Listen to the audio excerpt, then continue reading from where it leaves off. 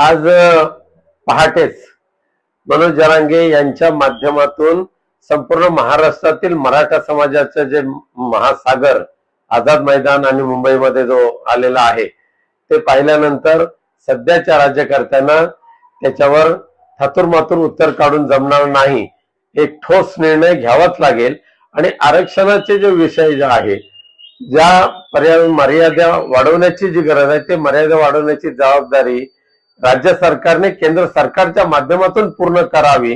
पण आज ज्या पद्धतीने जाती जातीमध्ये भांडणं लावण्याचं काम त्या राज्य सरकारने केलं, महाराष्ट्रातल्या राज्य सरकारने केलं, त्याच जबरदस्त चोख उत्तर आज मुंबईतल्या मराठा समाजाच्या एकजुटीने दिलेलं आहे।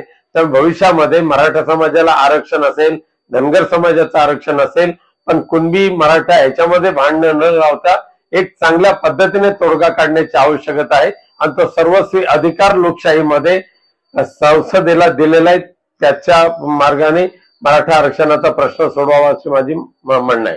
जरांगे पाटील या आंदोलनानंतर यशस्वी होतील असा विश्वास वाटतोय? 1001% ज्या पद्धतीने लोकांची ताकद त्या व्यक्तीच्या पाठीमागे उभी राहिलेली आहे ते पाहिल्यानंतर सरकारला मनोज जरांगेनं यशस्वी करावंच लागेल।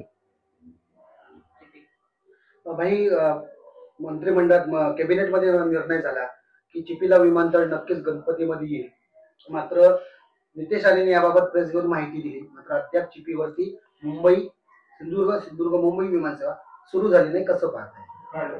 बघा, महाराष्ट्राच्या मंत्रिमंडळामध्ये चिपी विमानतळाच्या संदर्भात निर्णय करण्याचा तसा अधिकारच नाही महाराष्ट्राच्या कॅबिनेटला, कारण चिपी विमानतळ पूर्णपणे कार्यान्वित झाला होता, अथक प्रयत्नातून तो करून घेतला होता केंद्राने राज्य सरकारच्या माध्यमातून, आणि आता पूर्णपणे केंद्राच्या हवाई वाहतूक मंत्र्यांच्या अखत्यारीतला तो प्रश्न आहे। आणि तो सोडवण्यासाठी दुर्दैवाने सिंधुदुर्ग जिल्ह्याला सक्षम खासदार मिळाला नाही, हे सिंधुदुर्ग जिल्ह्याचं दुर्दैव आहे। त्यामुळे चिपी विमानतळाच्या ह्या 26 ऑगस्टला 2 वर्ष बंद होऊन 2 वर्ष पूर्ण होतील आणि सिंधुदुर्गवासियांच्या पदरी पुन्हा एकदा ते कातळवण पाहायची वेळ आलेली आहे।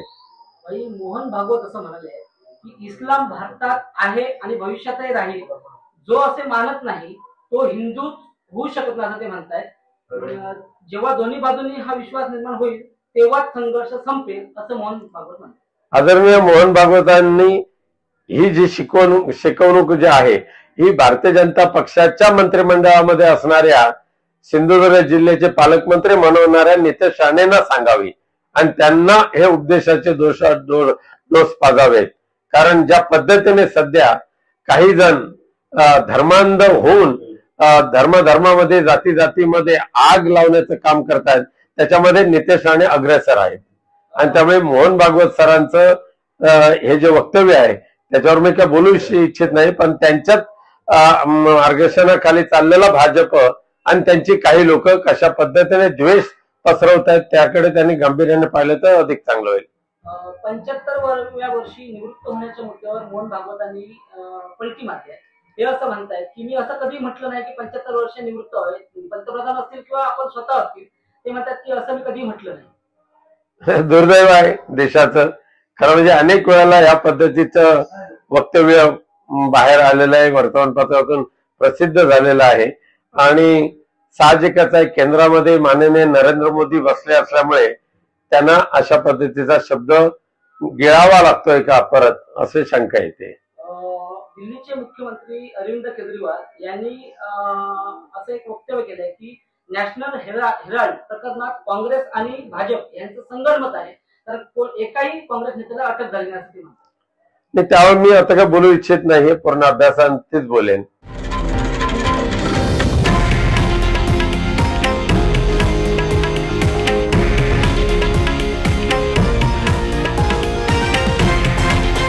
हे आहे देशातील नंबर 1 न्यूज नेटवर्क आणि आपण पाहत आहात TV9 मराठी, एकमेव।